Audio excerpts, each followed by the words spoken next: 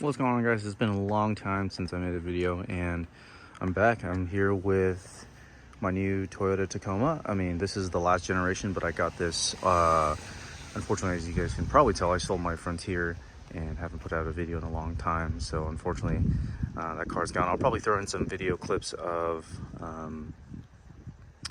the last few trips I went on with it that I didn't make a video about, and stuff like that. I guess a little mini montage reel. Yeah. Oh, it's fine! Oh, you're fine. Bring it in, buddy!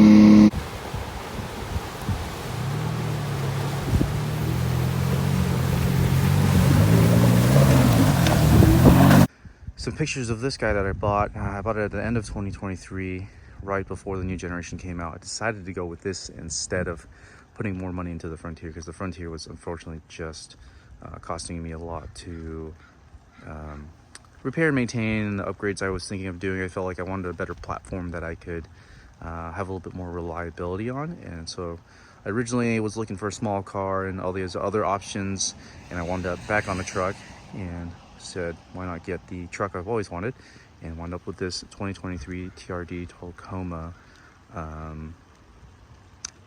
Yeah, so here we go. All right, in this video we're going to talk about pretty briefly a lot of the mods I've done. I feel like a lot of them are beginner friendly and a great place to start if you're not sure what to do with your vehicle, or if you want to wait and drive it some more to figure out what do you want to wind up on. So I'll start on the front. You can probably already sneak a peek, but I have a full set of aluminum RCI skids from engine all the way back to transfer case, and then I've got the lower control arms, and then I also have it on the fuel tank side, as you can see there. So I went with that because I didn't want a full set of steel skid plates because they just weigh so much, and I wasn't sure if I was still going to go sort of like the quote-unquote pre-runner route, or if I wanted to do the overland route. And I find a lot of the times of the overland route is it's so much extra weight, and that's why I haven't fully jumped into it. But you can see I've already started to lean that way, but haven't fully committed to it quite yet. And then going to the sides, I have these vinyl wraps for my wheels. These have actually been great because wheels and tires, as you guys know, are incredibly expensive, and these are just as you get a little closer, you see I didn't do a great job, but it covers the machined part of the wheel. And honestly, it takes a pretty patient hand and a few hours to do all four wheels, but I think they came out great, and I think any beginner can do them as long as you spend some time and realize that your hands might hurt a little bit after doing it, just from all the weird angles that you have to try to maneuver the vinyl wrap into. And then I ran some of these. I got those vinyl wraps on Etsy, and then I got these on Etsy as well. They're basically just little door handle protectors that are textured, sort of like a bed liner. And this has been great on my old truck that was black. You can see every single scratch, and it would look really bad after the lifespan on the car that I had it for. Right before I sold it, I was like, oh man, I really wish I got those in the first place. I feel like it was too late to try to put anything in there since it'll still be visible, but those have been great, and it adds a little accent to the truck since we've got like the black trim with the TRD. And then to the back, I've got Total Chaos fabrication bedside stiffeners. These have been great. I like these because they contour to the bed a little bit. They go a little bit higher, and they're a little bit more low profile. Those were easy, super awesome, easy to install and awesome, I mean. And then I've got these US Cargo tracks that I've installed. These were a little bit more difficult. I've got some sand left over from Pismo under there, but relatively inexpensive, and you can cut them down to size, but I bought them pre-cut, and I just have some small washers, and the bolts run all the way through. I did have to source my own bolts, which was not too bad, but they don't really come with any hardware. The difficult part is getting under the bed and making sure that you're not going to hit any sort of weird ridges. If you guys have looked under your bed, there's a ton of weird spacing, like so. I can show you from this side. You can see it's got like these ridges and stuff, and I kind of had to avoid them. and you might have to get really close to them. But those have been great. They're not incredibly load bearing. You can't pull against them like a ton of weight, especially the back ones, because I had to get really close to the ridge and use slightly smaller washers. But they're fantastic for, you know, camping purposes if you got strap boxes down, which I love to do. And then I have the Tacoma mat, the OEM mat itself, which is incredibly expensive for what it is. It's definitely really sturdy and nice. So now that, you know, your stuff doesn't rub raw against the L tracks, but pretty little pricey for a rubber mat. Some of the other exterior mods I did, which sort of wrap up the outside, are I've got the Yakima 270 swing out. This is the passenger side, so this goes all the way out from here all the way to the end of the rooftop tent, and it mates pretty closely to it, which is nice. You're still gonna have a little bit of a gap, but this has been fantastic for camping. And I had this much more, I had this a lot earlier than I had the rooftop tent. That was sort of a last year purchase. This was within the year I bought the truck, I got the rack system and everything. This is a stellar purchase. It's a top oak rooftop tent, and I'll send a link, and I'll probably post a video as I'm talking about this, but that's been a great purchase. Definitely adds a significant amount of weight to the vehicle, which, you know, makes me consider what I want to do for suspension wise. It's about 175 pounds, you know, plus awning and the rack system and whatever camping gear you have. It definitely makes your stock suspension feel not great at all. Whether it's driving on the freeway or even off-roading, it definitely adds a lot of body movement. So next plan is most likely suspension, seeing as I don't think I need much more in terms of small mods. To tie it all together with the rooftop tent and the awning, I have the Yakima rack with the molle panels. This is the Overhaul HD setup. Really easy. You can actually remove them, which is nice, and they have like little spring-assisted sort of like perches they sit on, and you can lock them in place. And they're all tied together with the crossbars. And a lot of this is aluminum, which is great, so this saves some weight. I think the rack system itself, probably with the molle panels, are around 50 pounds, maybe closer to 55. You know, not too bad. You don't get as much paneling on the top, maybe like your traditional overland rack, or maybe it doesn't fill up as much on the sides, but I feel like it's a pretty good system. And it just sits on the tracks like that. It's pretty secure, and not the cheapest, I think, with the molle panels and the towers themselves. You're probably looking at around maybe $750, so maybe run-of-the-mill roof rack for overland kit. But it's giving me the ability to run 2 roto packs side by side here.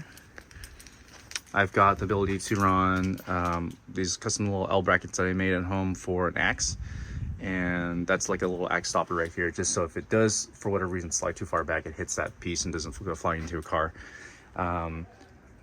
Quick release fire extinguisher, which I want to remount, that's kind of in an awkward position, and a shovel, and then a set of max tracks on here. So it's all stuff that, if you guys have seen my old videos, like I kind of have that stuff already, except for maybe the axe and maybe some of the roto packs. But you know, that stuff isn't crazy heavy, or wasn't something that felt like a overcompensation to bring while off-roading. Like, it felt very appropriate. Now I have the ability to put it on the rack and make it a little bit more organized, so it's not just floating around the bed or not having to leave it at the campsite when I want to go off-roading.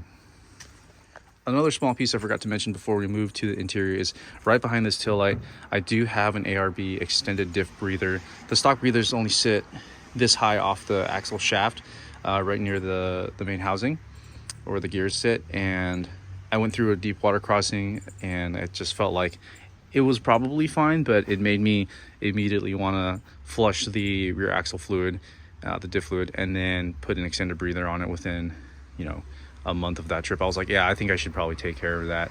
Felt like a good upgrade. Haven't had to do anything with it. I would recommend that to all sort of off-roaders, even if you're going to stay in the desert, whatever. It's nice to have. I hear those stock breathers can sometimes get crimped, or they just don't flow that well, and the rest of your breathers are either tucked up pretty high in your transfer case, or they are actually in your under your hood pretty high up. After doing some research, which was a nice it's nice to know that they're not going to get you don't have to relocate a bunch, because that ARB breather has like I think 3 or 4 ports in it, so you can run them all to the same spot, which is really cool. All right, now that we're in the inside of the truck, and can show you some easy mods that I feel like I mentioned before, are great for people that don't really know what they want yet, but just want to sort of like, you know, customize a truck and make it feel a little bit more homely, if you will. So one of the first things I did was I installed screen protectors on these guys right here. And if the camera focus, you can see there's a little bubble trapped here. But these are great. They prevent scratches and they sort of give it a slightly glossier look. So now I'm not afraid to touch the screen or wipe it down as much. My old truck had a lot of scratches, and unless I used like a certain cleaner, the scratches would show pretty bad, you know, really showing the age of the truck. And I did a screen protector on that guy as well, which has been also really nice. I mean, just having both is awesome. It comes in the kit, and it also comes with a protector for this. So if you like your phones with the screen protector and you're always worried about scratching stuff, this has been great. And then I got this recently. This is just like a little magnetic cubby. I never really used the wireless charging, so this has been sort of a game changer. It's just nice to have this little space in here, and you know, people can put their phones, or you can have stuff out of sight. As you guys know, some of the Tacomas don't have the sunglass holders, so you know, you can put your sunglasses in there, which makes it a little nicer. And then I've got a little cubby system in here that's been really nice, just to have it organized and things rattle around a little bit less, and you don't have things just laying on the bottom of that. And then I have one in here as well that matches. So a little divider. It does make it so it's harder to change your cabin air filter, but you know, just take some stuff out and you can pull this thing straight out. It's really not that big of a deal. And then I have some blacked out door handles here. Those are some from Mizo Customs. That's been nice. I got most of these items from I think it's like Tacoma Lifestyles or something, but I'll try to link most of the items I used in the description. And one of the things you can't see is I have a Banks power unit down here for the throttle. That's been really great. I did a trip out to Yosemite, and on the backside it's quite a steep incline, and the way these trucks are set up, you know, gear hunting has been a huge issue for a lot of Tacoma users, and I'm able to change the throttle input. And since it's there's a connection where the throttle input is into the ECU, I believe, and so basically it just intercepts the signal and changes it, as opposed to tuning your car. So you can have that app open on your phone and change the throttle response. I think there's like 4 different settings.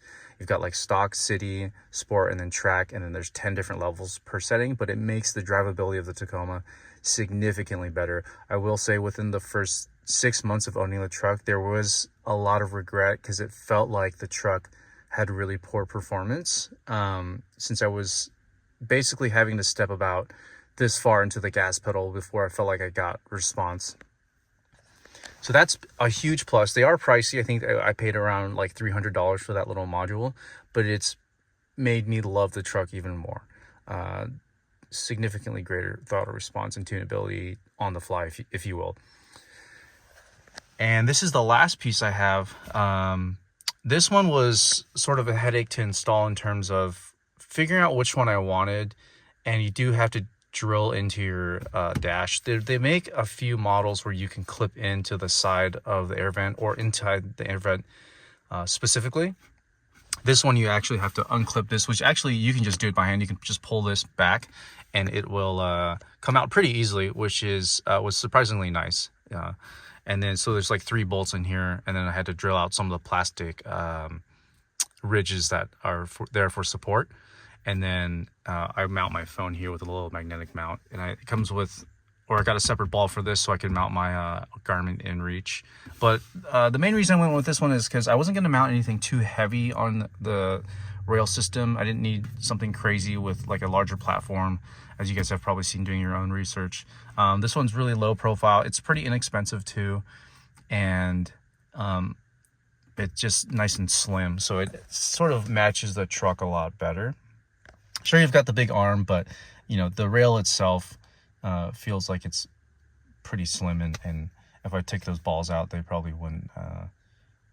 This rail will probably blend into the truck pretty easily, which is nice. And one thing I sort of skipped over, but I've got these Carhartt seat covers. One thing I didn't do on my old truck is get seat covers, and they had fabric seats as well, just like this Tacoma. And these have been great. They're water resistant, and they're relatively easy to install. They've got little hooks and straps on the back, and they are pretty well hidden from the front, so they look pretty clean. You can obviously tell it's a seat cover, but it's got this nice finish to it, pretty robust. And I just have a few small things mounted onto the back just for ease of use. I've got like a little military style dump pouch, so I put trash in there if I'm on a long road trip.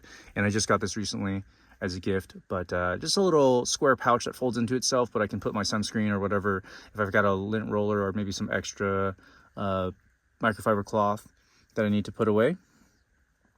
And you can see the back here, it's just like a, see if I can get it right there, it's just a little strap that holds it together. So visually you still have that, but I normally don't carry passengers, so it's not like an eyesore or anything.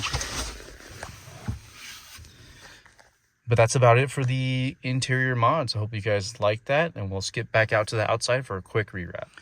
All right, guys, now for a quick rewrap. You guys have seen the exterior mods and the interior ones, mostly the interior ones. And I will say with the vinyl wrap, the door sill protectors, and the RCI skid plates, those are going to be great beginner friendly mods. And even the Total Chaos fabrication bedside stiffeners, yes, they require some drilling, but if you plan on taking your car off-road and just exploring, or even daily use, if you're carrying heavier loads, that does help prevent cracking within the bed, which actually did happen to my Frontier. It was mostly around the seam sealer near that spot. I didn't see actual metal fatigue. I think it's because I didn't really carry heavy loads and I had fiberglass fenders, so it worked out pretty good. But definitely reassurance, and something that if you get, I don't think you'll regret. With the rooftop tent and the awning and the rack and stuff, with all the camping gear, I think having a set of bedside stiffeners is a huge plus. With the exception of those larger items, I think all that stuff is great for beginners. You know, this will last hopefully the length of the truck lifespan. Maybe upgrade to steel in the future, but with the stock height not being super high, there's a high chance of rubbing on stuff at the bottom, which I've already done. The skid plates are great, and the other things are just quality of life things that are great, inexpensive and easy to install. You don't need to really know how to turn a wrench with the interior mods. It's more of just like clipping things in or setting them in. But I'm going to throw some more footage of just this vehicle probably at the end after this, or maybe I'll sprinkle it in there. Some photos and stuff of the setup that you guys might enjoy, maybe use for your own builds. But hopefully I can bring you guys more videos as well. I know it's been a while, and there's not that many followers on this channel, which is totally fine. That's probably better anyway, just because I put out videos, you know, once every couple of years, or, you know, once a month for like 3 months straight, and then all of a sudden I drop off. But, you know, hopefully I can get some more to you guys on this current car, because it's been really fun driving. It's taken me quite a few places already, and it's been really reliable. And maybe I might talk some more about that, or maybe I'll do a review on the tent or the camping setup, just so you guys can see. It's always fun when I'm watching YouTube videos and it's like figuring out what I want to do. I'll look at a lot of other people's setups just to get inspiration, you know, not necessarily to copy the same thing or anything like that. But I'll catch you guys next time, and thanks for watching me talk for a while.